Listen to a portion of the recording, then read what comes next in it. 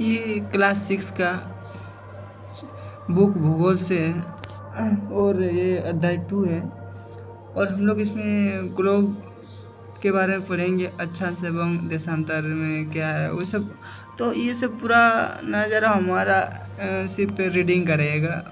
ये रीडिंग हम खुद चाहते हैं कि हम कभी जैसे कि पहले हम एनसीईआरटी पढ़े नहीं हैं तो हमको अभी पढ़ना चाहते हैं, तो जैसे कि रीडिंग मारते मारते थक जाते हैं, तो उससे अच्छा हम वीडियो बनाकर यूट्यूब में अपलोड करना चाहते हैं, जिससे जो अगर वगैरह वीडियो देख रहे हैं उससे अच्छा मैं ये वीडियो देखा करूँ, जिससे हमें पूरा एनसीईआरटी का नॉलेज भी आए।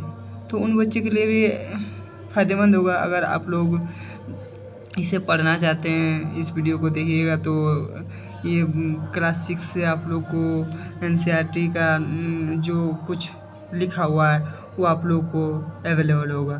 तो आइए हम लोग स्टार्ट करते हैं। मैं विश्वनाथ महतो, स्वागत है आप लोग का हिंट्स क्लासेस में। तो ग्लोब, अक्षांश एवं देशांतर। ग्लोब पृथ्वी की लघु रूप में एक वास्तविक प्रतिरूप है। ग्लोब विभिन्न आकार एवं प्रकार के होते हैं। बड़े ग्लोब जिसे आसानी से एक स्थान से दूसरे स्थान पर नहीं ले जाया जा सकता है, मतलब बड़े ग्लोब को आप आसानी से एक स्थान से दूसरे स्थान नहीं लाए जा सकते हैं। पॉकेट में रखने योग्य छोटे ग्लोब तथा गुब्बारे जैसे ग्लोब जिसे आसानी से एक स्थान से दूसरे स्थान तक ले जाया जा सकता है, मतलब पॉकेट में रखने योग्य छोटे छोटे ग्लोब तथा गुब्बारे जैसे ग्लोब जिसे आसानी से एक स्थान से दूसरे स्थान तक ले जाया जा सकता है। ये जो रिकॉर्डिंग क्लास हो रहा है इस जैसे कि मैं स्लोली पढ़ रहा हूँ, इसको आप लोग स्पीड करके भी वीडियो को देख सकते हैं, और अगर स्लोली सुनने का मन है तो जैसे वो आपके ऊपर डिपेंड है। तो बोल रहा है कि पिछले अध्याय में हम पढ़ चुके हैं कि हम पिछले अध्याय में पढ़ चुके हैं कि पृथ्वी गोलाकार नहीं है। यह उत्तरी तथा दक्षिणी ध्रुवों पर थोड़ी चपटी और मध्य में थोड़ी उभरी हुई है। आप ग्लोब को सावधानीपूर्वक देखिए, यह आपको पृथ्वी का प्रारूप लगेगा। हम लोग पिछले अध्याय का भी हम लोग वीडियो बना चुके हैं और इसी तरह रिकॉर्डिंग के रूप में अवेलेबल होगा। उसके बाद देखिए, गोल पृथ्वी पर किसी स्थान का निर्धारण अत्यंत कठिन होता है, लेकिन कुछ बिंदुओं एवं रेखाओं की सहायता से स्थान का निर्धारण किया जा सकता है। आप ग्लोब को देखें, एक सुई ग्लोब में झुकी हुई अवस्था में स्थित है, जिसे अक्ष कहते हैं। अक्ष किसे कहते हैं? जिसे अक्ष कहते हैं। देखिए, मतलब आप ग्लोब में देखें, एक सुई ग्लोब में झुकी हुई अवस्था में स्थित है, जिसे अक्ष कहते हैं, और ग्लोब के ये दो बिंदु जिसे होकर सुई गुजरती है उत्तर एवं दक्षिणी ध्रुव है। देखिए, आप इस ग्लोब को देखिए, इसको देखिए, पृथ्वी पर ग्लोब सुई झुकी हुई है, इसको देखिए। उत्तरी गोलार्ध ये लिखा हुआ है, उत्तरी गोलार्ध ऊपर में, बीच में आपका है, बीच में नहीं अवेलेबल, विषुवत रेखा है, ठीक है, और नीचे में दक्षिणी गोलार्ध है। तो आइए हम लोग रीडिंग में करते हैं। झुकी अक्ष कहते हैं, और ग्लोब के ये दो बिंदु जिससे होकर सुई गुजरती है, जिससे होकर सुई गुजरती है उत्तर एवं दक्षिणी ध्रुव है, दूसरी ध्रुव है। यहाँ यह जानना आवश्यक है कि पृथ्वी पर कोई सुई नहीं होती है, वह अपने अक्ष पर चारों ओर घूमती है। पृथ्वी अपने अक्ष के चारों ओर घूमती है, जो एक काल्पनिक रेखा है। पृथ्वी पर अन्य काल्पनिक रेखाएं भी होती है। पृथ्वी के बीचों बीच, पृथ्वी को बीचों बीच गुजरने वाली काल्पनिक रेखा विषुवत रेखा विषुवत वृत्त कहलाती है। पृथ्वी के बीचों बीच गुजरने वाली काल्पनिक रेखा विषुवत वृत्त कहलाती है। चित्र 2.2 में देख सकते हैं, ये विषुवत रेखा एवं गोलार्ध कहलाती है। ये पहला फेज का हो गया। उसके बाद देखिए, यो पृथ्वी के दो बराबर भागों में बांटती है। यो पृथ्वी दो बराबर भागों में बांटती है, उत्तरी गोलार्ध एवं दक्षिणी गोलार्ध। यो पृथ्वी को दो बराबर भागों में बांटती है, उत्तरी गोलार्ध एवं दक्षिणी गोलार्ध। विषुवत रेखा पृथ्वी पर विभिन्न स्थानों की स्थिति बताने का सबसे महत्वपूर्ण संदर्भ बिंदु है। विषुवत रेखा पृथ्वी पर विभिन्न स्थानों की स्थिति बताने का सबसे महत्वपूर्ण संदर्भ बिंदु होता है। विषुवत रेखा के ध्रुवों तक सभी समांतर वृत्त अक्षांश रेखा कहलाते हैं। विषुवत रेखा से ध्रुवों तक सभी समांतर वृत्त अक्षांश रेखा कहलाते हैं। अक्षांशों को अंश यानी डिग्री से मापा जाता है। अक्षांशों को अंश में मापा जाता है, अंश या डिग्री में मापा जाता है। विषुवत वृत्त को शून्य अंश के द्वारा दर्शाया जाता है। विषुवत वृत्त को शून्य अंश के द्वारा दर्शाया जाता है। विषुवत रेखा से किसी स्थान की कोणीय दूरी उस स्थान का अक्षांश कहलाता है। विषुवत रेखा से किसी स्थान की कोणीय दूरी उस स्थान का अक्षांश कहलाता है। चूँकि विषुवत रेखा पृथ्वी को दो अर्धवृत्तों में बांटती है, तो यहाँ अधिकतम कोणीय दूरी 90 डिग्री होती है। चूँकि विषुवत रेखा पृथ्वी को दो अर्धवृत्तों में बांटती है, तो यहाँ अधिकतम कोणीय दूरी 90 डिग्री होती है। चूँकि विषुवत रेखा पृथ्वी को दो अर्धवृत्तों में बांटती है, तो यहाँ अधिकतम कोणीय दूरी 90 डिग्री होती है। उत्तरी गोलार्ध में स्थित अक्षांश रेखाएं को उत्तरी अक्षांश यानी समांतर रेखाएं एवं दक्षिणी गोलार्ध में स्थित अक्षांश यानी समांतर रेखाएं को दक्षिणी अक्षांश रेखाएं कहते हैं। उत्तरी गोलार्ध में स्थित अक्षांश रेखाएं को उत्तरी अक्षांश रेखाएं एवं दक्षिणी गोलार्ध में स्थित अक्षांश रेखाएं को दक्षिणी अक्षांश रेखाएं कहते हैं। यही कारण है कि अक्षांश के मान के साथ उत्तरी उसकी दिशा भी लिखी जाती है। यही कारण है कि अक्षांश के मान के साथ उसकी दिशा भी लिखी जाती है। सामान्यतः इसे उत्तर यानी एन, कैपिटल एन एवं दक्षिण एवं एस के द्वारा व्यक्त किया जाता है। यही कारण है कि अक्षांश के मान के साथ उसकी दिशा भी लिखी जाती है। सामान्यतः इसे उत्तर को कैपिटल एन से एवं दक्षिण को कैपिटल एस से एस के द्वारा व्यक्त किया जाता है। उदाहरण के लिए 23.5 डिग्री अक्षांश रेखा पर रांची एवं लिम्पोपो यानी दक्षिण अफ्रीका स्थित है। उदाहरण के लिए 23.5 डिग्री अक्षांश रेखाएं पर रांची एवं लिम्पोपो कहाँ है? दक्षिण अफ्रीका में है। रांची एवं लिम्पोपो स्थित है कितना पर? 23.5 डिग्री अक्षांश पर। परंतु रांची 23.5 डिग्री उत्तर 23.5 डिग्री उत्तर 23/2 उत्तर अर्थात उत्तरी गोलार्ध में एवं लिम्पोपो 23.5 डिग्री दक्षिणी अर्थात दक्षिणी गोलार्ध में स्थित है। तो हमारा जो रांची है, रांची 23.5 डिग्री पर ही है, पर किस में है? उत्तर में है। एवं जो लिम्पोपो कहाँ है? दक्षिण अफ्रीका में है। वो दक्षिण अफ्रीका में है, वो भी 23.5 डिग्री में ही है, पर वो दक्षिणी गोलार्ध में है और रांची उत्तरी गोलार्ध में स्थित है। विषुवत वृत्त से उत्तर अथवा दक्षिण की ओर जाने से अक्षांश वृत्तों का आकार घटता है। विषुवत वृत्त से उत्तर अथवा दक्षिण की ओर जाने से अक्षांश वृत्तों का आकार घटता है। इसको भी देख लीजिए।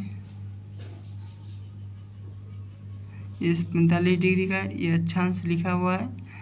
और ये विषुवत वृत्त से उत्तर से दक्षिण की तरफ अक्षांश वृत्तों का आकार घटता है। देखिए पहले 40 डिग्री यहाँ पर है, उसके बाद 20 डिग्री, उसके बाद 0 डिग्री होगी। उसके देखिए उधर से अगर ऊपर से आ रहे हैं तो फिर से घट रहा है विषुवत वृत्त तक आने में, और अगर विषुवत वृत्त से अगर उत्तर की ओर जा रहा है तो फिर से बढ़ रहा है।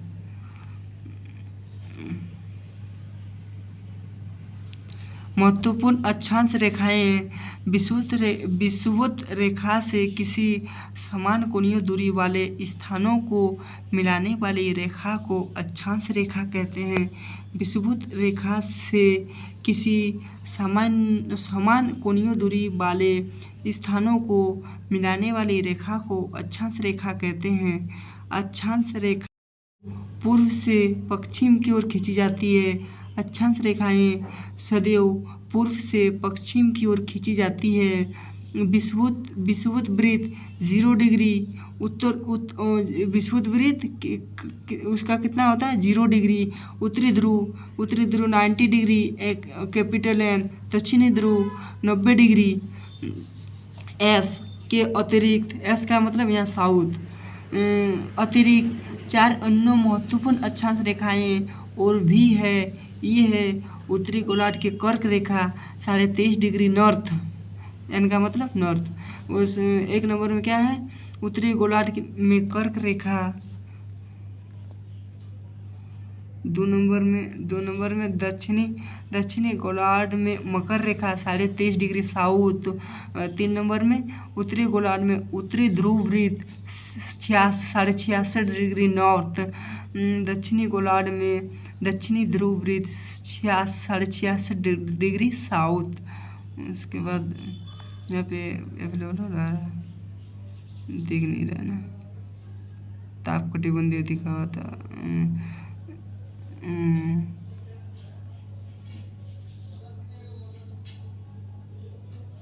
अच्छा कोई नहीं।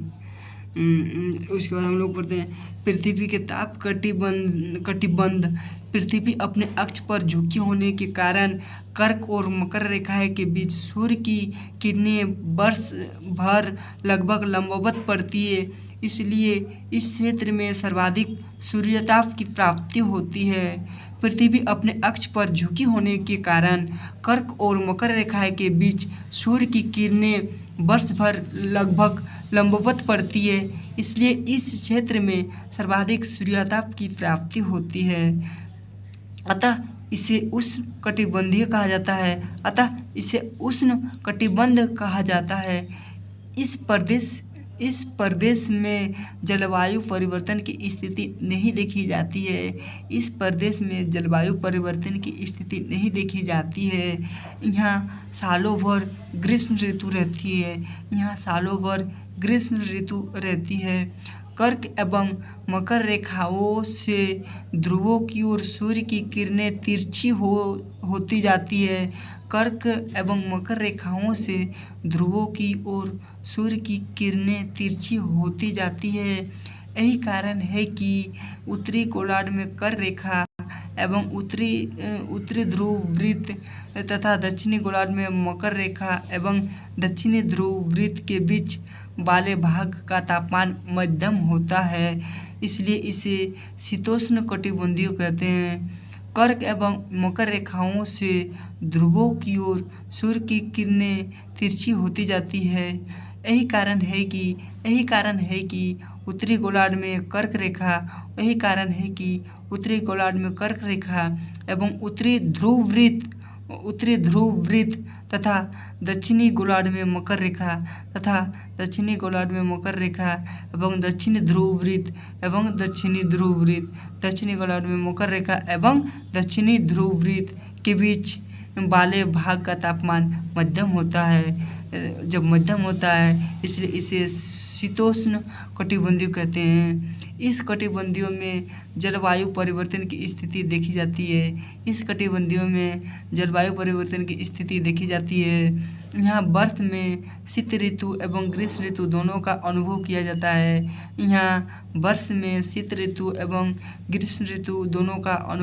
जाता है।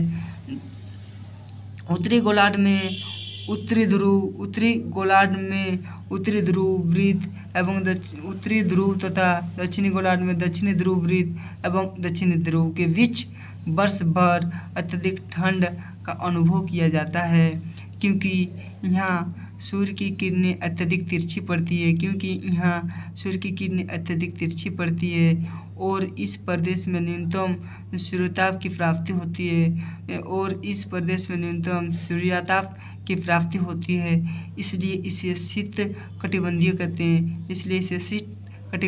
हैं यहाँ पे और कुछ दिया हुआ है, देख लेते हैं। क्या आप जानते हैं आप कटिबंधियों का निर्धारण अक्षांश रेखाओं के द्वारा होता है।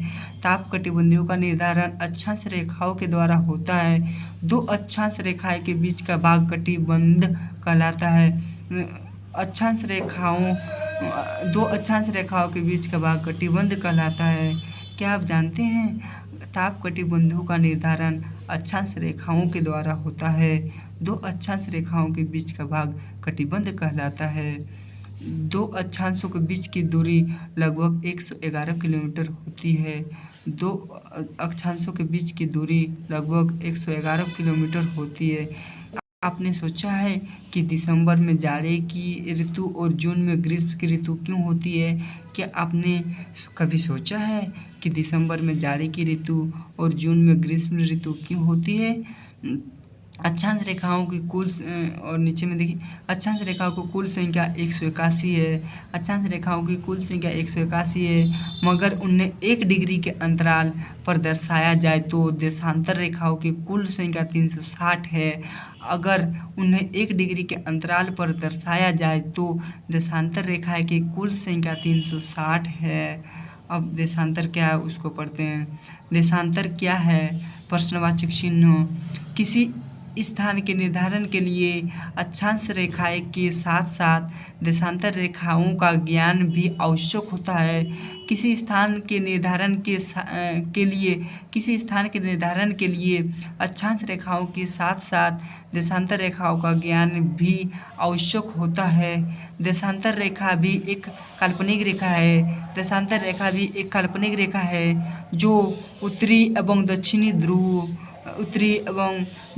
ध्रुवों को मिलाती हुई खींची जाती है। पुराने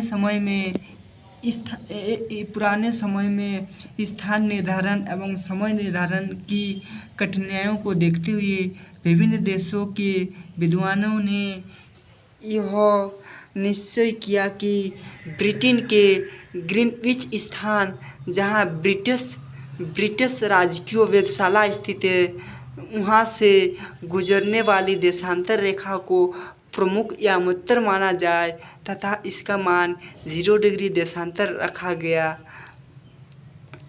गया।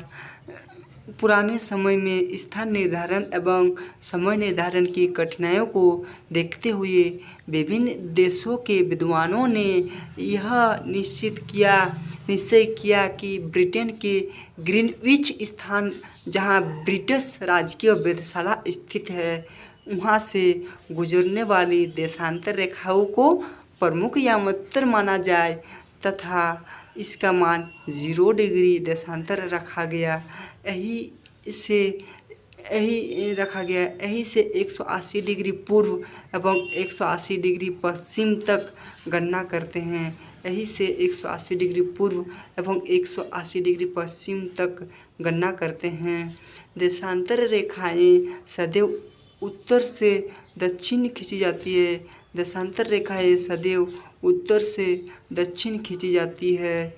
प्रमुख या महत्तर 0 डिग्री से 180 डिग्री।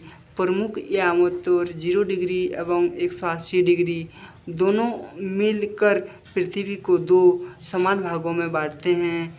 प्रमुख या महत्तर 0 डिग्री से 180 डिग्री ये दोनों मिलकर पृथ्वी को 2 समान भागों में बांटते हैं, पूर्वी गोलार्ध एवं पश्चिमी गोलार्ध। यही कारण है कि किसी स्थान के देशांतर के आगे पूर्व यानी कैपिटल E अथवा पश्चिम या कैपिटल W लिखा होता है। यहाँ पर यहाँ पर यह जानना आवश्यक है कि 180 डिग्री पूर्व एवं पश्चिम देशांतर रेखा का ही है। यहाँ पर यह जानना आवश्यक है कि 180 डिग्री पूर्व एवं पश्चिम देशांतर रेखा का ही रेखा है। पश्चिम देशांतर रेखा एक ही रेखा है। यहाँ पर यह जानना आवश्यक है कि 180 डिग्री पूर्व एवं पश्चिम देशांतर रेखा एक ही रेखा है। देशांतर रेखाएं अर्धवृत्त होती है। देशांतर रेखाएं अर्धवृत्त होती है। विषुवत रेखा पर इनके बीच की दूरी बराबर होती है। विषुवत रेखा पर इनके बीच की दूरी बराबर होती है, लेकिन ध्रुवों की ओर बढ़ने पर उनकी दूरी घटती जाती है, जो ध्रुवों पर शून्य हो जाती है, जहाँ सभी देशांतर रेखाएं आपस में मिल जाती है। लेकिन ध्रुवों की ओर बढ़ने पर इनकी दूरी घटती जाती है और ध्रुवों पर शून्य हो जाती है, जहाँ सभी देशांतर रेखाएं आपस में मिल जाती है। उसके बाद नीचे में देशांतर रेखाएं को भी अंशों में मापा जाता है। देशांतर रेखा को भी अंशों में मापा जाता है। प्रत्येक अंश को मिनट में तथा मिनट को सेकंड में विभाजित किया जाता है। गोलों पर अक्षांश रेखाएं एवं देशांतर रेखाएं के जाल को ग्रिड कहा जाता है। ग्लोब पर अक्षांश रेखाओं एवं देशांतर रेखाओं के जाल को ग्रिड कहा जाता है। अगर किसी स्थान के अक्षांश एवं देशांतर की जानकारी हो तो ग्लोब पर उस स्थान का पता आसानी से लगाया जा सकता है। अगर किसी स्थान के अक्षांश एवं देशांतर की सही जानकारी हो तो ग्लोब पर उस स्थान का पता आसानी से लगाया जा सकता है। उदाहरण के लिए झारखंड का रांची शहर 30 डिग्री 31 मिनट 30 उदाहरण के लिए झारखंड के रांची शहर 23 डिग्री 34 मिनट उत्तरी अक्षांश एवं 85 डिग्री 30 मिनट पूर्वी देशांतर पर है। ठीक है, उससे पहले हम लोग यहाँ पर देख लेते हैं क्या है। देखिए प्रमुख यहाँ मतलब 0 से 180 डिग्री, 0 30 डिग्री 60 90 हो रहा है, 120 150 180 अर्धवृत्त में बांट रहा है, फिर से घटते हुए फिर से 0 में आ रहा है। ठीक है, यहाँ पर क्या बोल रहा है, दो देशांतर रेखाओं के बीच के भाग को गोर कहते हैं। दो देशांतर रेखाओं के बीच के भाग को गोर कहते हैं। 0 डिग्री अक्षांश पर दो देशांतर रेखाएं के बीच की दूरी 111.32 किलोमीटर होती है, जो ध्रुवों पर घटकर शून्य हो जाती है। दो देशांतर रेखाओं के बीच भाग का गोर कहते हैं। और 0 डिग्री अक्षांश पर दो देशांतर रेखाओं के बीच की दूरी 111.32 किलोमीटर होती है, जो ध्रुवों पर तट पर शून्य हो जाती है। 0 डिग्री को 60 मिनट लिखते हैं। 0 देखिए 1 डिग्री है ना, 1 डिग्री को 60 मिनट लिखते हैं और 1 मिनट को 60 सेकंड लिखते हैं। 1 मिनट को कितना लिखते हैं, 60 सेकंड। अरे यहाँ पर कुछ दिया हो गया, देखिए 1 2 3 4 ABCD, इधर ए में 3 है। ठीक है, और यानी अड़ लिया है, अंग हम लोग अंग बोलते हैं। बी में बी जो कॉलम में को है और सी में ग ख है, क ख ग अंग इस तरह लिया है। तो ये आप समझ लीजिएगा, मतलब मैं फिगर दिखा दिया। और ठीक है, अब मैं रीडिंग करता हूँ आगे चैप्टर।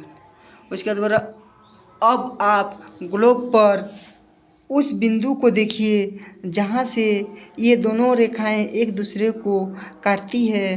अब आप ग्लोब पर उस बिंदु को देखिए जहाँ ये दोनों रेखाएं एक दूसरे को काटती है। यह बिंदु रांची शहर की सही स्थिति को बताएगा। यह बिंदु रांची शहर की सही स्थिति को बताएगा। इसे समझने के लिए कागज़ पर समान दूरी वाले क्षितिज यानी क्षितिज को अक्षांश कहते हैं। इसे समझने के लिए कागज़ पर समान दूरी वाले क्षितिज अथवा या तथा बोलिए तथा ऊर्ध्वाधर को देशांतर बोलेंगे।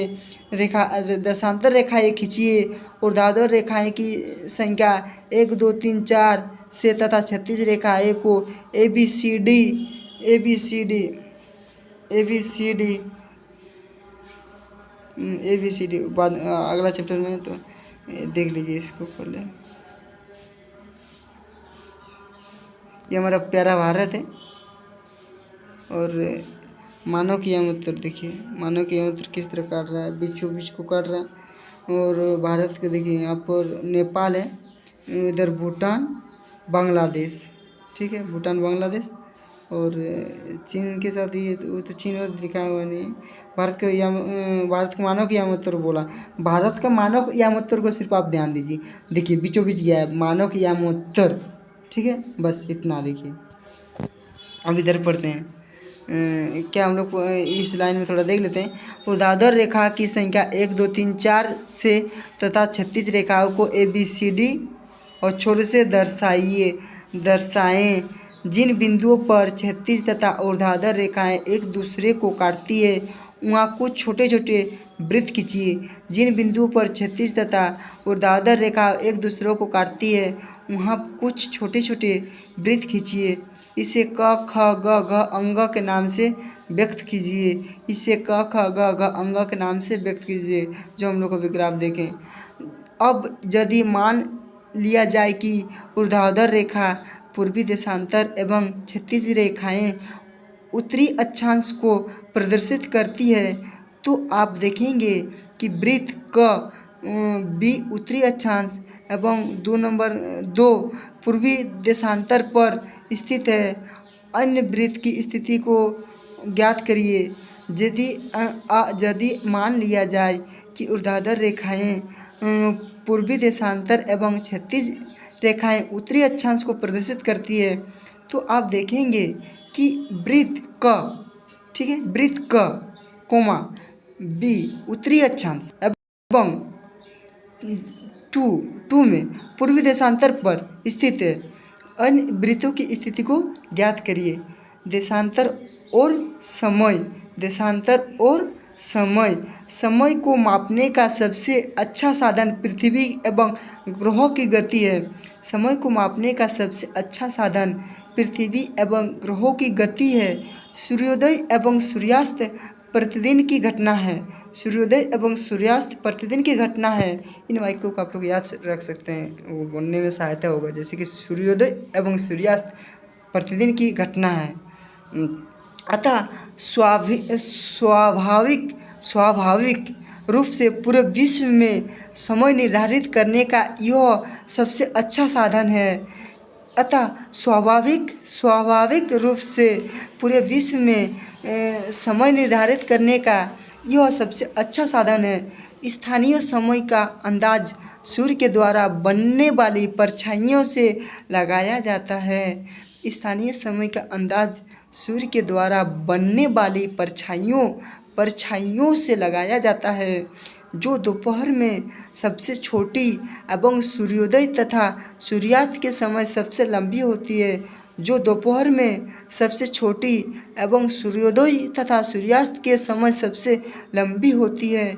किसी भी देशांतर पर जब सूर्य अपनी सर्वोच्च स्थिति में होगा तो उस देशांतर पर स्थित सभी स्थानों पर दोपहर होगी।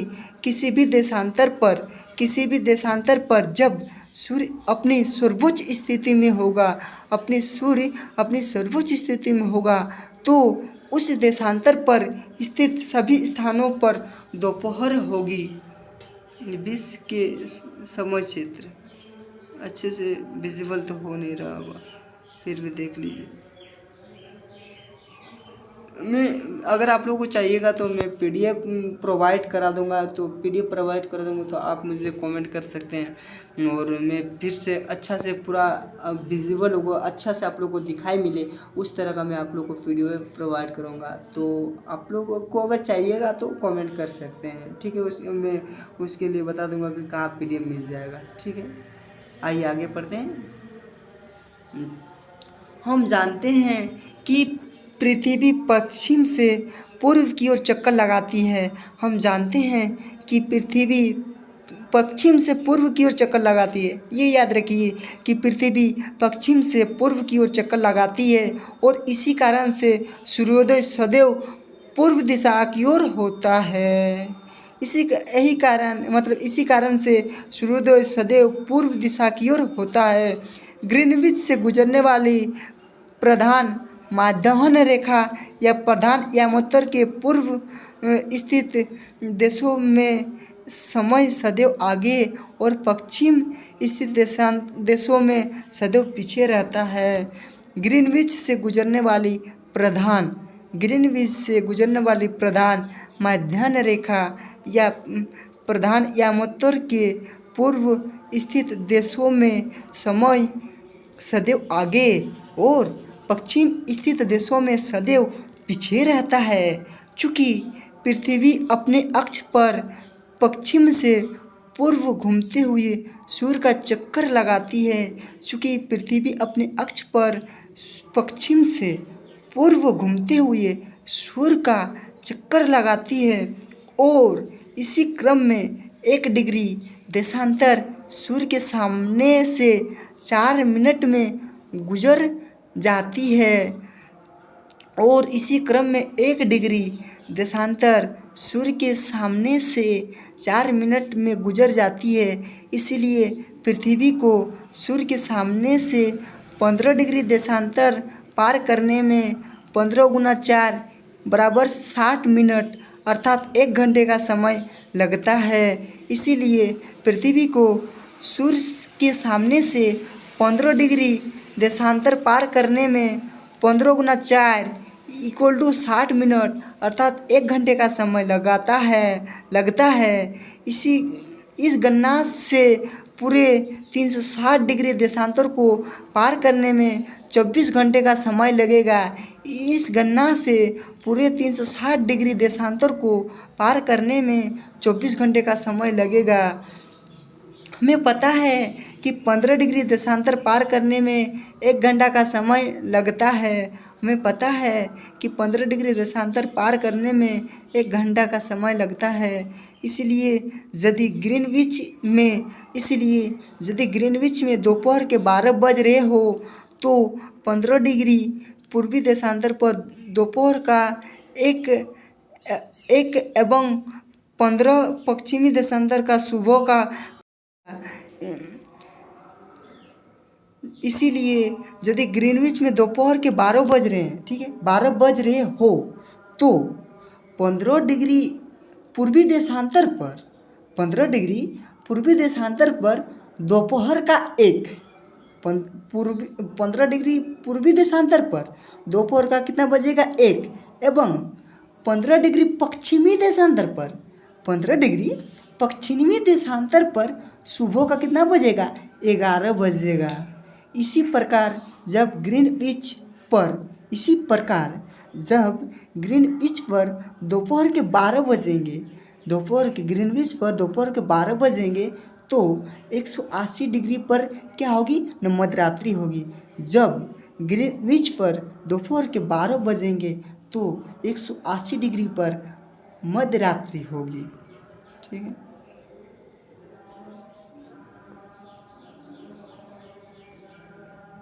मध्यरात्रि होगी। उसके बाद मानक समय। अलग अलग देशांतरों पर स्थित स्थानों के स्थानीय समय में अंतर होता है। अलग अलग देशांतरों पर स्थित स्थानों के स्थानीय समय में अंतर होता है।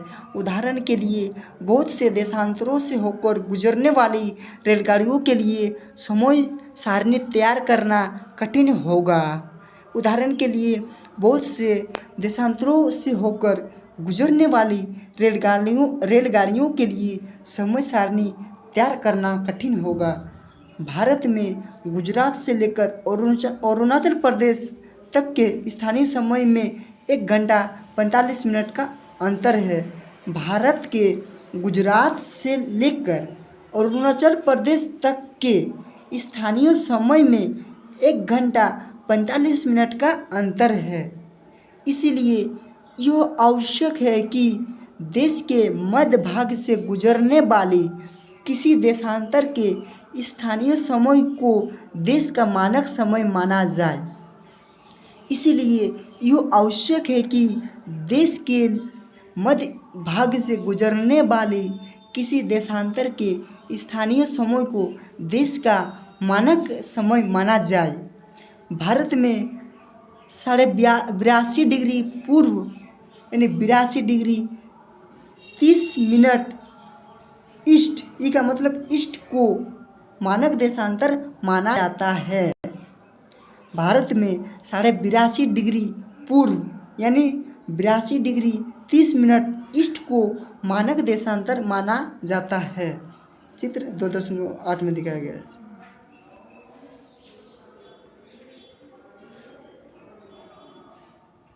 ये देख, ठीक, इसको दिखाया गया।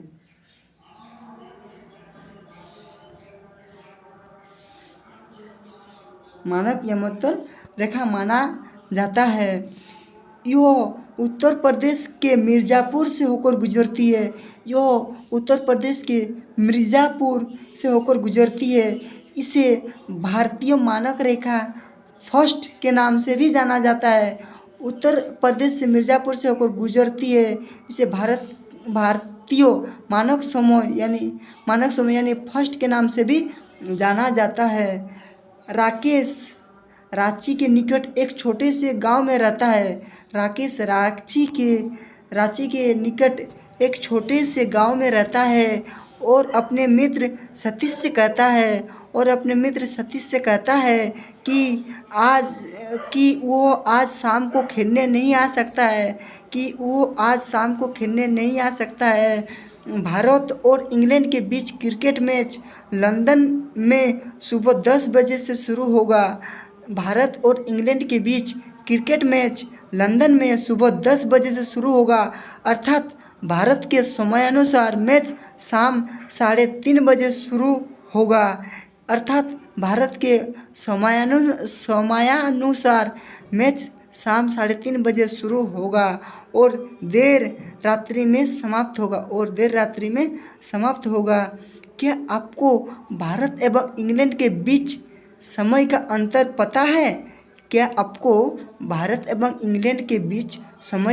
पता है? भारत ग्रीनविच के पूर्व में 82 डिग्री 30 मिनट पूर्व देशांतर पर स्थित है। भारत ग्रीनविच के पूर्व में 82 डिग्री 30 मिनट पूर्व देशांतर पर स्थित है तथा यहाँ पर समय ग्रीनविच समय से 5 घंटा 30 मिनट आगे है। इसीलिए जब लंदन में सुबह के 10 बजेंगे तब भारत में अपराह्न के 3:30 बजेंगे। बजे होंगे। पृथ्वी को 1 घंटे वाले 24 समय क्षेत्रों में बांटा गया है। और प्रत्येक समय क्षेत्र 15 डिग्री देशांतर तक विस्तृत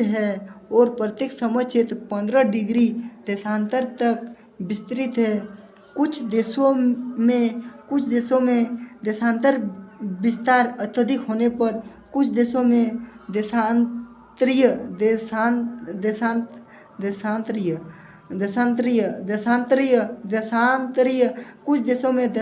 विस्तार अत्यधिक होने के कारण एक से अधिक मानक समय अपनाए गए हैं। उदाहरण के लिए रूस को 11 मानक समय क्षेत्रों में बांटा गया है। उदाहरण के लिए रूस को 11 मानक समय क्षेत्रों में बांटा गया है। आप यूएसए तथा कनाडा के मानक समय क्षेत्रों की संख्या का पता लगाइए। आप यूएसए तथा कनाडा के मानक समय क्षेत्रों की संख्या का पता लगाइए। आप यूएसए तथा कनाडा के मानक समय क्षेत्रों के संख्या का पता लगाइए। देखिए प्रमुख शब्द, विषुवत रेखा को इक्वेटर कहते हैं, ध्रुव को पोल कहते हैं, अक्षांश को इंग्लिश में लैटिट्यूड कहते हैं, अक्षांश रेखा को पैरेलल ऑफ लैटिट्यूड कहते हैं, देशांतर को इंग्लिश में लॉन्गिट्यूड कहते हैं, देशांतर रेखा को मेरिडियन ऑफ लॉन्गिट्यूड कहते हैं, उत्तरी गोलार्ध को नॉर्थर्न हेमिस्फीयर कहते हैं। देखिए मेरा इंग्लिश थोड़ा सा वीक है, आप लोग ध्यान दे दीजिएगा। दक्षिणी गोलार्ध साउथर्न हेमिस्फीयर कहते हैं। कर्क रेखा को ट्रॉपिक ऑफ कैंसर कहते हैं। मकर रेखा को ट्रॉपिक और कैप्रिकॉर्न कहते हैं। उत्तरी ध्रुव वृत्त को आर्टिकल सर्किल कहते हैं। दक्षिणी ध्रुव वृत्त को अंटार्कटिक सर्किल कहते हैं। अंटार्कटिक सर्किल कहते हैं। दक्षिणी ध्रुवीय वृत्त को अंटार्कटिक सर्किल कहते हैं। ताप कटिबंधी को टेम्परेचर जोन कहते हैं। उष्ण कटिबंध को ट्रॉपिकल जोन कहते हैं। शीतोष्ण कटिबंधी को टेम्परेट जोन कहते हैं। शीत कटिबंधीय को फ्रीग्रीड जोन कहते हैं। यहाँ पर बास में रिक्त स्थानों की पूर्ति कीजिए। कर्क रेखा डैश पर स्थित है। ख नंबर में प्रधान यमत्व डैश है। 0 डिग्री यमत्व के नाम को जाना जाता है। घ नंबर में 2 अक्षांश रेखाओं के बीच के भाग को डैश कहते हैं। भारतीय मानक देशांतर को डैश शहर से गुजरती है। सही उत्तर चिन्हित कीजिए। भारतीय मानक यमत्व को माना जाता है 82.5 डिग्री ईस्ट या 67 डिग्री ईस्ट या 97 डिग्री ईस्ट। उसके बाद देखिए कर्क 2 नंबर में कर्क और मकर रेखाओं के बीच पाए जाते हैं। शीत कटिबंध या शीतोष्ण कटिबंध या उष्ण कटिबंध क्या कहते हैं, आप लोग कमेंट में बताइएगा। उत्तरी ध्रुव वृत्त स्थित उत्तरी ध्रुव वृत्त, ऐसे मैं सॉल्व करा दूंगा। मैं जब पीडीएफ दूंगा ना तो फिर से पूरा सॉल्व रहेगी क्वेश्चन आंसर के साथ। अभी सिर्फ पढ़िए आप। उत्तरी ध्रुव वृत्त स्थित है पूर्वी गोलार्ध में, दक्षिणी गोलार्ध में या उत्तरी गोलार्ध में। रांची से गुजरने वाली अक्षांश रेखा का नाम है मकर रेखा या कर्क रेखा। ये विषुवत रेखा। निम्नलिखित प्रश्नों के उत्तर संक्षेप में दीजिए। ग्लोब क्या है? ख नंबर में अक्षांश और देशांतर रेखा के जाल को क्या कहते हैं? ग नंबर में देशांतर रेखाओं की कुल संख्या कितनी है? घ नंबर में अक्षांश रेखा किसे कहते हैं? ग नंबर में सर्वाधिक सूर्यताप किस कटिबंध में प्राप्त होता है? च नंबर में मकर रेखा का अक्षांशीय मान क्या है? अब देखिए प्रयोजनाकार क्या है। जब भारत में शाम के 3:30 बजते हैं तो लंदन में सुबह के 10 क्यों बजते हैं? जब भारत के शाम में 3:30 बजते हैं तो लंदन में समय सुबह 10:30 क्यों बजते हैं? 2 नंबर में पृथ्वी के विभिन्न ताप कटिबंधियों को मुख्य विशेषता का उल्लेख करिए। 3 नंबर में लास्ट है, पृथ्वी के विभिन्न ताप कटिबंधियों को चित्र के द्वारा प्रस्तुत कीजिए। तो यही था आज का क्लास। और ये क्लास 6 का बोल दे रहे हैं, क्लास 6 का भूगोल और चैप्टर 2।